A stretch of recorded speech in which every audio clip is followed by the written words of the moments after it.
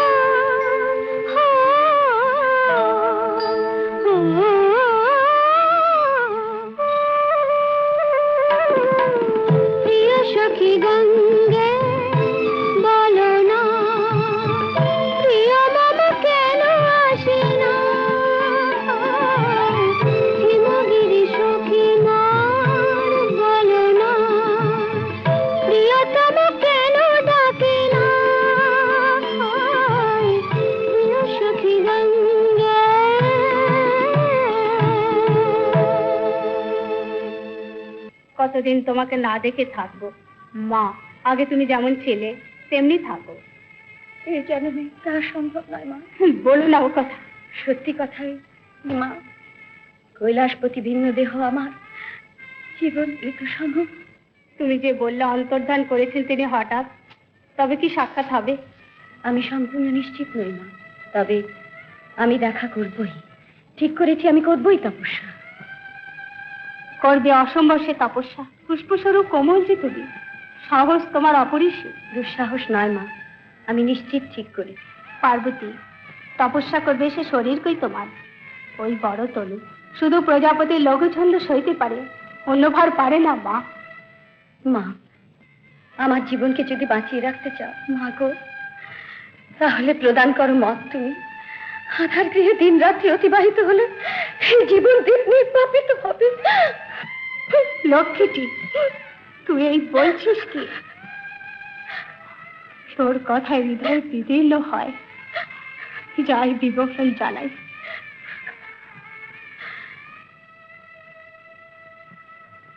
সে কি, গভীর অরণ্যে একা নির্জনে তপস্যা করতে যাবে? এ কি উন্মাদের মতো কথা? আমি বলেছি সে কথা, মেয়ে শুনল না। পার্বতী, কোনো প্রয়োজন নেই তোমার গহন মনে তপস্যা। এই বয়সের বিপদ অনেক। আমার মত নিয়ে চলো, এই রাজগৃহে থেকে পরমেশ্বরের পুজো অর্চনা করো তুমি বসে। পিতা, কন্যাকে ক্ষমা করো তুমি। আমার মন স্থির করা হয়ে গিয়েছে, কোনো ক্রমেই আমি পিছিয়ে যাব না। স্বয়ং পরমেশ্বরী যেন রক্ষা করবেন। এখন আশীর্বাদ দিয়ে বিদায় দাও। নারায়ণ নারায়ণ। নমস্কার নারদ। এখানে শিলাসন ভিন্ন দেবার কিছু নেই মোদের। দেবেন্দ্র নিজে শিলাসনে আসেন, দেবর্ষি নারদের ভূমি সিংহাসন। ব্রহ্মর্ষি, আর পরিহাসের কি প্রয়োজন আছে? না, সান্ত্বনার প্রয়োজন। এই আশাহীন জীবনে কিসের সান্ত্বনা? অমরেন্দ্র, অন্ধকার দুঃখ যামিনীর অবিলম্বেই অবসান হবে। মুনিবার, আশ্বাস দেবার জন্য অকারণ মিথ্যা বাক্য প্রয়োগ করছেন। মদন ভস্য করে পরমেশ্বর পার্বতীকে উপেক্ষা করে চলে গেলেন। কর্তব্যকর্ম কি? শ্রবণ করুন। মহেশ্বরের প্রতীক্ষায় নিবিড় গহন বনে পার্বতী চরম তপস্যা আরম্ভ করেছেন। জয় জয় জয় হে হে শিব শঙ্কর ত্রিভুবনেশ্বর, নমো নমো নমো হে জয় জয় জয় হে।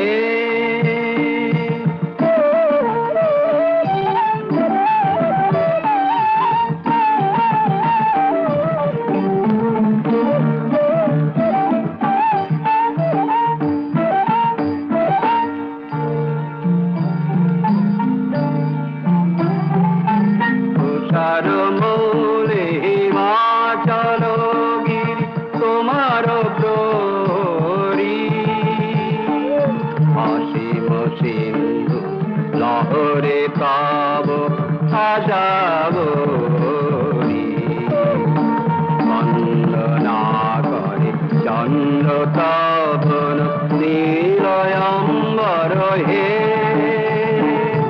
হে শিব শঙ্কর ত্রিভুবনেশ্বর নমো নমো নমো হে জয় জয় জয় হে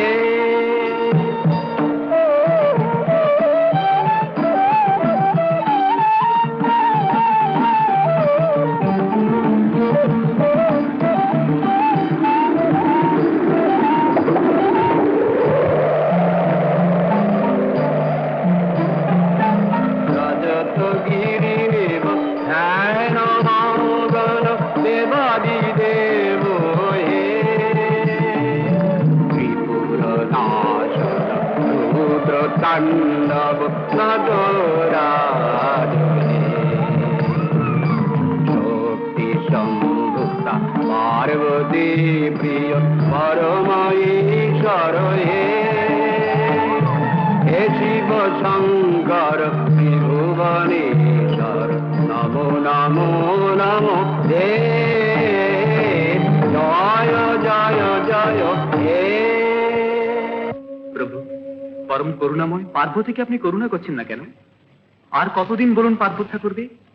অহোরাত্র পার্বতী ধ্যান নিরত আপনারই প্রেমে, তা কি জানেন না? কুসুম কোমল কন্যা আপনার জন্য তপস্যারিণী। নারদ, পরীক্ষা না করে আমি দর্শন দেব, এটা কি করে হয়? আবার পরীক্ষা? মহাতপস্বীরাও পরম বিষয়ে ব্রতানুষ্ঠান দেখে অতীব প্রীত হয়েছেন তার প্রতি। আহাহীনা নিদ্রাহীনা প্রচন্ড দাবদাহে মরি মরি স্থিরমতি, দৃঢ় এবং অচঞ্চল। এরপরে প্রভু লোকে তো ক্রূরমনা বলবে। ঠিক বলেছ হে নারদ, এবার যথাসময়ে যাব।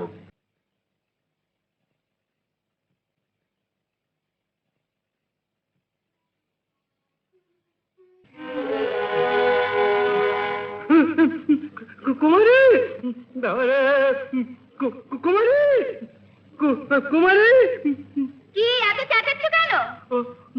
তেমন কিছু নয়, একবার ডেকে দেখলাম ঘুমিয়ে পড়েছো কিনা। ভয়েই বলো? না না না না, আমি ভয় পাবো কেন? কি অসম্ভব কথা। তাহলে সে নিদ্রা যাও। চলে যাচ্ছ? হ্যাঁ। ও আচ্ছা। বাবা, ও ও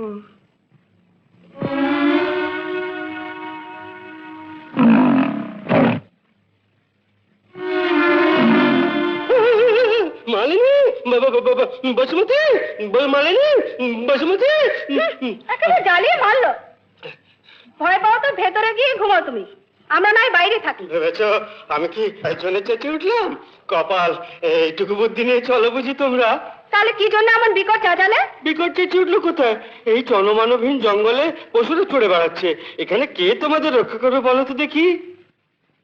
তোমাকে ভাবতে হবে, মন দিয়ে ঘুমাও। এখন ঘুম আসছে না, বসে যদি দুদণ্ড একটু আলাপ করা যেত, এই আর কি। অন্য মানুষ কাউকে খুঁজে দেখো, ঘুম যদি নেহাত নাই পায় সারা রাত ধরে কৈলাসে চারিধারে প্রদক্ষিণ করে বেড়াও, পূর্ণ হবে।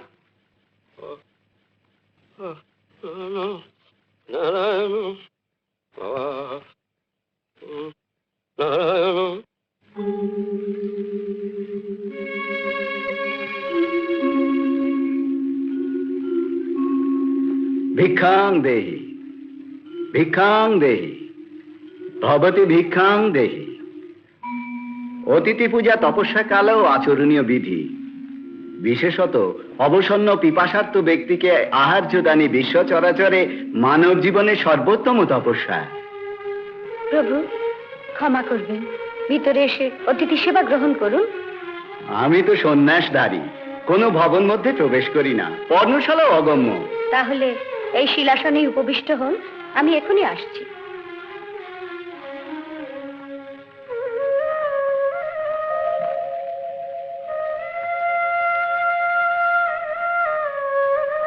এই পর্ণশালায় অতিথি পূজা উপকরণ সামান্য, সেজন্য লজ্জিত, ক্ষমা করবেন। ব্যস্ত হয় না সুন্দরী, শ্রদ্ধা ভক্তি ও যত্ন সহকারে প্রদত্ত এই আহার্য সাধু এবং উপাদেয়, আমি পরিতৃপ্ত। আজ ধন্য আমি। তেজস্বিনী, ওই বদনে উচ্চকুলোচিত সকল লক্ষণ প্রতিভাত। কে তুমি? পর্বত কুলরাজ হিমবাহন পুত্রী পার্বতী। পার্বতী? পার্বতী, হ্যাঁ, নাম শুনেছি বটে। রাজকুমারী, তারুণ্যময় লাবণ্যময় সৌভাগ্যময় সে জীবন পরিহার করে এই বিজন বনে কঠোর তপস্যারত কেন? রাজগৃহে কনকরত্ন মণিহার বিলাসিতা ছেড়ে এই অরণ্যে একাকী কঠিন ব্রত অনুষ্ঠানে রত কেন? বলো রাজকন্যা, মনস্কামনা জানতে আমি অধীর। এত একাগ্র চিত্তে তুমি তপস্যায় কি কারণে নিরত? লাবণ্যময় ভুবনে মধুরা তপস্যারত কি কারণে? পর্বতরাজপুত্রী, এই জীবনে দুঃখ অপরিচিত তোমার।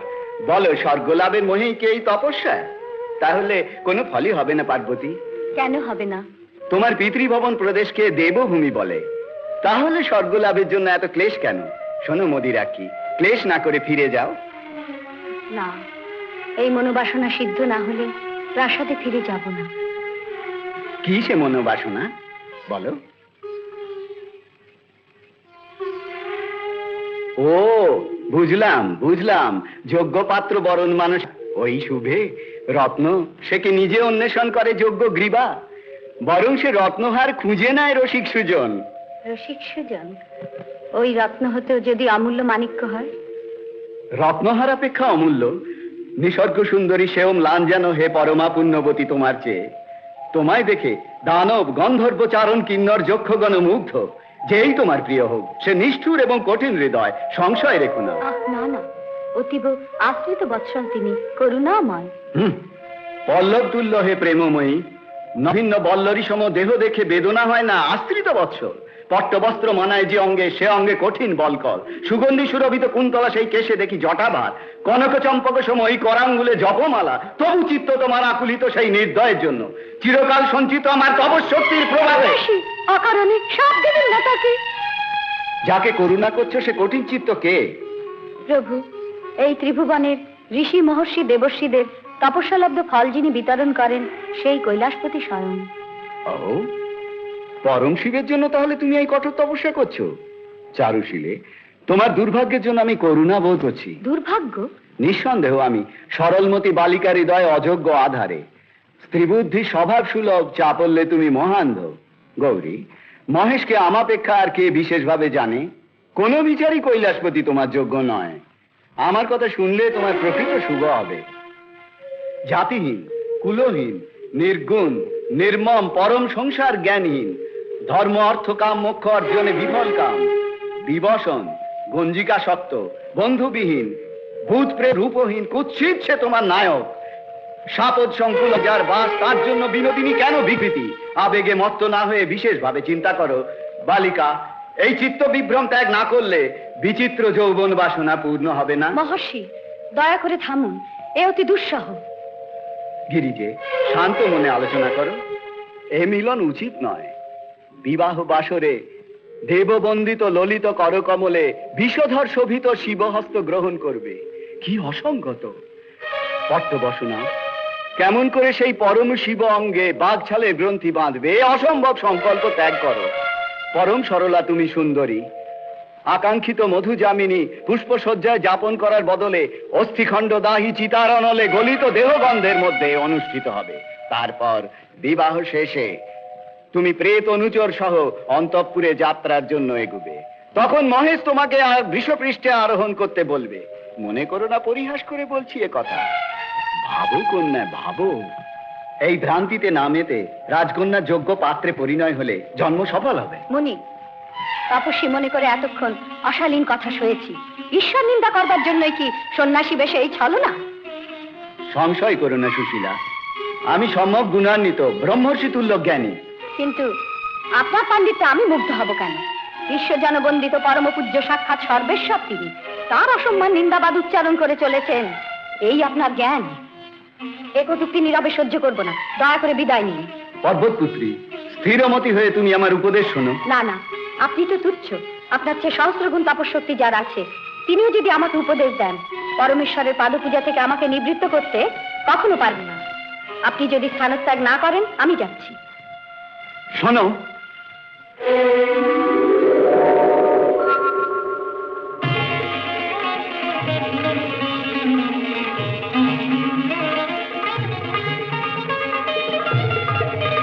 কন্যা, আমি তোমার পানি গ্রহণে। প্রভু, আমি কুমারী, মাতা পিতার কাছে অনুমতি প্রার্থনা বিধি। নিশ্চয়। সপ্তর্ষিবৃন্দ এবং অরুন্ধতী রাজা হিমবাহনের কাছে প্রস্তাব জানাবে।